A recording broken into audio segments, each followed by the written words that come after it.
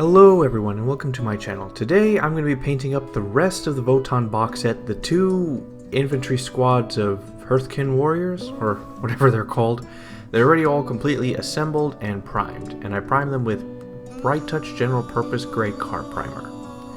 And here are all the paints and non-paints that I used for this project. Now this is a speed painting, a lazy painting. I'm doing the absolute most minimum effort to get this done because I kind of want to see what my baseline is.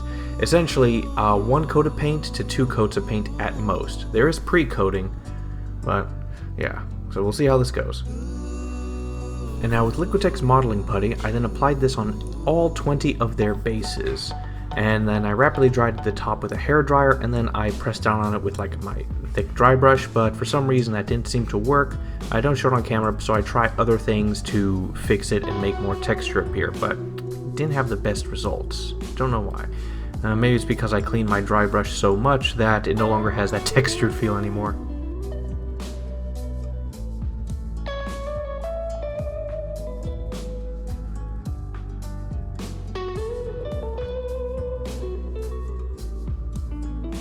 And now for the pre-coating. With Eshin Gray, Pallid Witchflesh, and White Scar White, we're going to do the pre-coating. So paint everything with Eshin Gray as a base color, and then with Pallid Witchflesh through an airbrush pointing down to create light and dark shadows and such and such. And then we're going to dry brush with White Scar White, but we're only going to dry brush on very specific parts. The clothes, cloth, the guns, stuff like that. Their main armor and stuff, don't bother.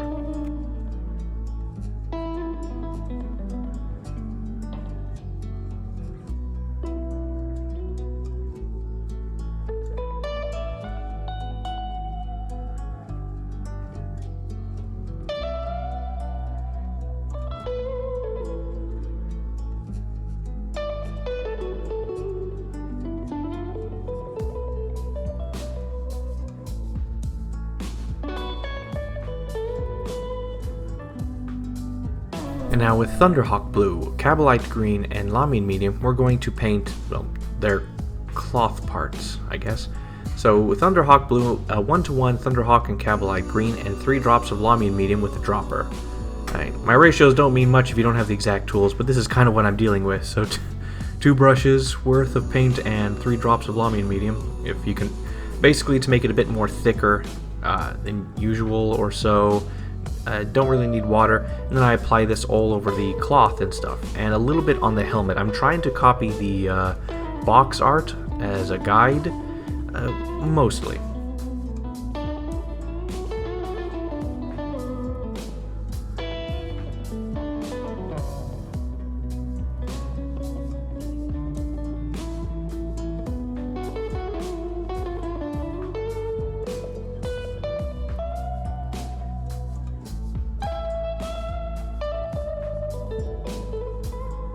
And now with Abaddon Black and Lamine Medium, 2 brushes of Abaddon and 3 drops of Lamine, I then apply this onto their feet, knee pads, and gloves, and I think guns as well, later on or now. And one thing to note, because there are so many models and I go through so much, the paint somewhat dries a little bit as I'm applying it, because there's just so many to get through. And essentially what happens is you need add a little bit of water as it goes, otherwise the paint starts becoming more concentrated as the Lamine Medium dissipates and the paint gets concentrated. So you have to maintain this certain viscosity or see-throughness, transparentness. So just FYI.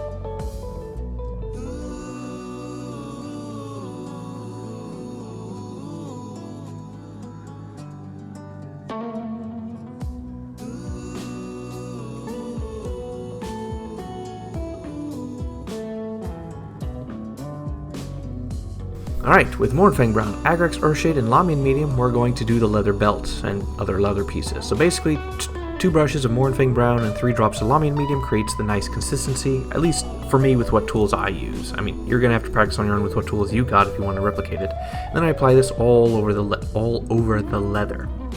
Then, once that's done, I apply Agrax Earthshade all over, just pretty much straight out of the bottle. I might have had to add a little bit of water here and there if the my Agrax Earthshade is a little too dry.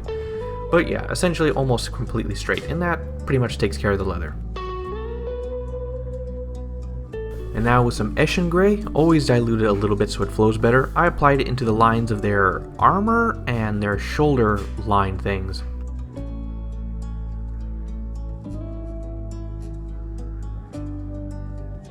And now with Averland Sunset and Uriel Yellow, I'm going to paint the lights on the center of their chests. I already did Averland Sunset, so I didn't get that video, but Uriel Yellow I just applied in the center of these round dots, and that's it.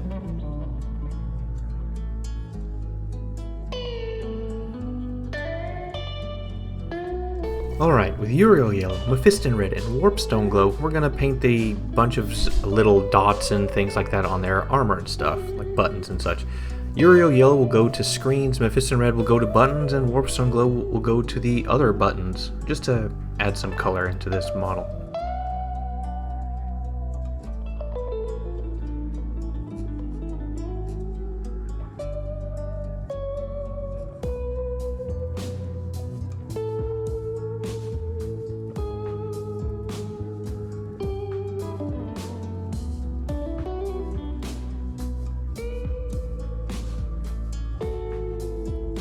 And now with Abaddon Black, we're going to use this and just going to paint these lines that go from their knee pads to their feet. And on the back of their legs, they also have these cords for some reason.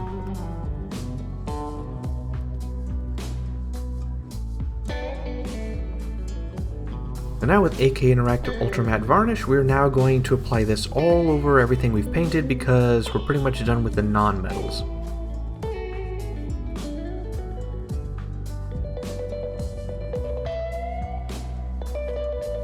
And now with Vallejo Acrylic Metal Color Copper, we're going to paint their visors, these round discs on their backpacks, as well as these small pieces of metal on their guns, just to add some differentiation in color and things here and there.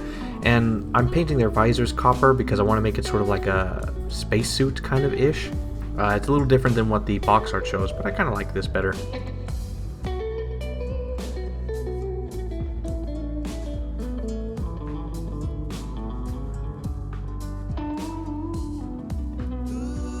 And with Exhaust Manifold and Copper, these are Vallejo metal colors, they flow very well off the brush, so they're pretty good. I then use this and paint the rest of the gun with this. And yeah, and pretty much all the metal parts of the gun, the cylinders and stuff like that. Just be creative. And the barrel as well, or the tip of the barrel. And I forgot to get footage of it, but the copper was applied onto, assuming what it is its reload, or its magazine, whatever that is, and a small little button here and there.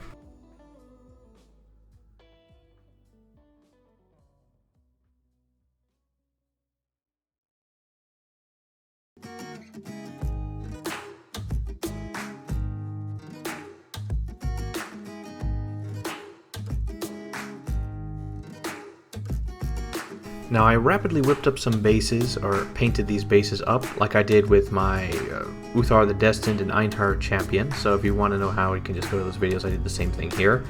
They look a little bit more wavy and damaged, but okay, it's whatever. And then I assembled all the models, and then glued them onto the bases with super glue.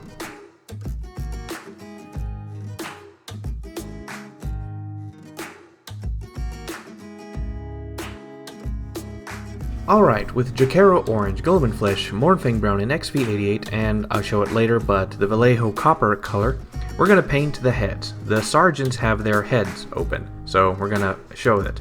So we're going to start off with Jacaro Orange just all over the face and skin. We're only doing 2, and in one case 3 coats of paint. Then I apply Gulliman Flesh over to add depth, and then I just go back with Jacaro Orange to highlight everything. Just quick, simple, clear, done. Then with Mornfang Brown, I applied all over his hair and beard. Then I do a mix of Mornfang Brown and XV88 and just do highlights along the most raised areas, lines of the hair and stuff. But that is too dim, and so I was like, it's just 2 heads. So then I go with pure XV88 and do some fine highlights with that, and then that stands out. Just something quick, easy, simple, and done. And as far as the copper, each of their left eyes, I'm using the same head for each, is some sort of copper, I can't remember what it's called. Basically his eye is replaced, and I decided copper would look cooler. I guess it would blend in with the skin better. I mean, it's a little more unnoticeable, but if you look closely you can tell that he has copper metal grafted onto him.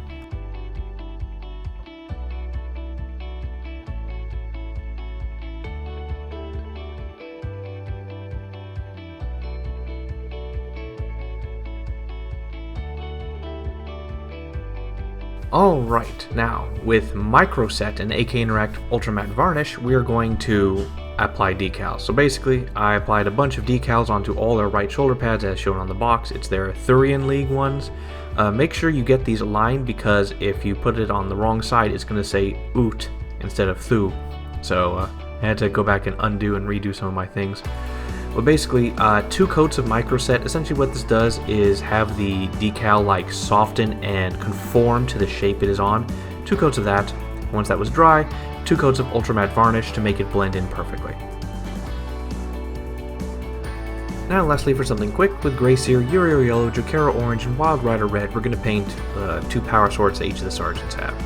So with Grey Seer, that's the white. Uriel Yellow, we're going to apply it out and just have a thin line of the Grey Seer remaining. Going to do the same thing with Jokera Orange, have a thin line of the yellow remaining. And then with Wild Rider Red, going to paint the edges and have a thin line of the orange remaining. And that's it.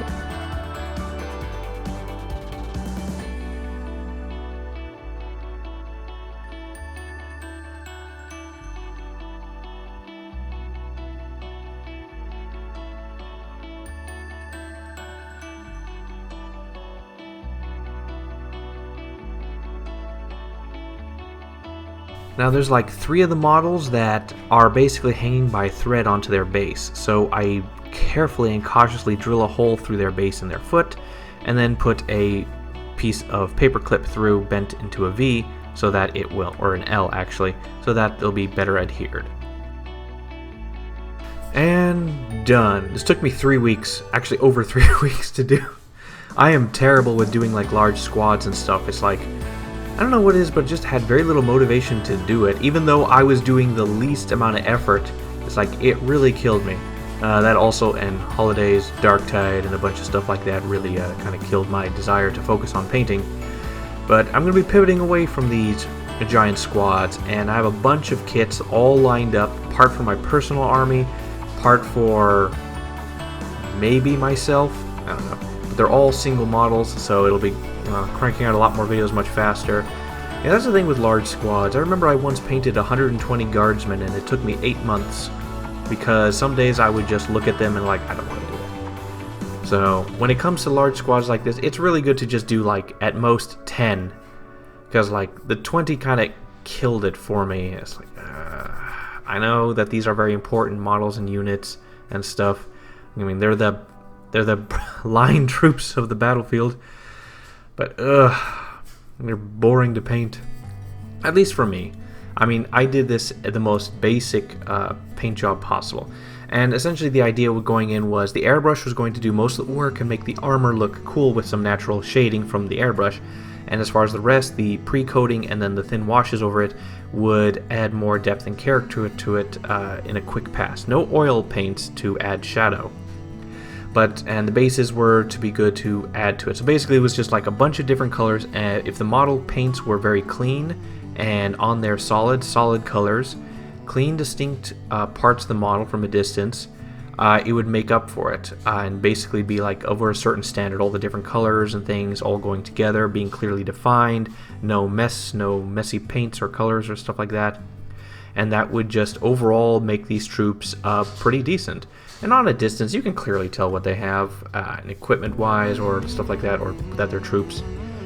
Now, one complaint from me to Games Workshop, I've noticed in the past several years, they've really been slipping on their model building, because, I mean, I'm going to say it because I'm in the painting channel, essentially, I build a lot of their models, and let's just say that in the more current time, like after Age of Sigmar come out, they are really slipping on a lot of things. So my main complaint is, in the instruction manual, okay look, this is a new army. I have no idea what its weapons do. I have no idea what its weapons do. Yes, I do have the codex. I lent it away at the time while I was building this, because I wasn't interested in them as an army.